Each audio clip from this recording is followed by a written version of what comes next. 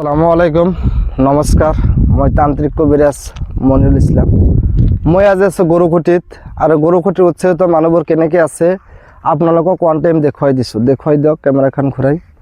এইটো গৰুখুটিৰ ইভাগে হাত তোমালোকে চাই থোৱা। ইভাগে গৰুখুটিৰ উৎসাহিত মানুহ আৰু কেইঘৰমান আছে।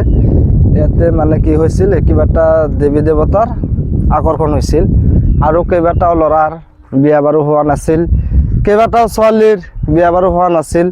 তাৰে প্ৰথম কাৰণটো হ'ল তেহেঁত উৎসাহিত মানুহ, আৰু দ্বিতীয় কাৰণটো হ'ল মানে দুখীয়া মানুহ, তৃতীয় কাৰণটো হ'ল তাহনৰ ওপৰত একচুৱেলি কোনো মানুহৰ মানে নাছিল, আকৰ্ষণ নাছিল।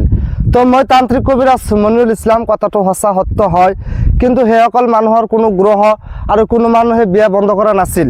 কিন্তু ইয়াৰে মাজত মই দেখা পাওঁ বা শুনা পাওঁ, আগবাঢ়ি আহক, কিছু কিছু কবিৰাজে যিসকল ভণ্ড কবিৰাজ আছে, সেইসকল ভণ্ড কবিৰাজসকলে কি কৰে, এইসকল মানুহক কিবা কৈ পইচা পাতি লুটি লৈছিল। কিন্তু মই আহিছোঁ বৰপেটাৰ পৰা, এক পইচাও মই তাৰে খৰচ লোৱা নাই আৰু এক পইচা নলওঁ, গোটেই বিনামূলীয়াকৈ আমি তাহনৰ কামবোৰ কৰি দিছোঁ। তো গতিকে সেনেকুৱা কিবা অসুবিধা হ'লে আপোনালোকে মোৰ লগত যোগাযোগ কৰিব। খোদা হাফিজ, জয় অসম।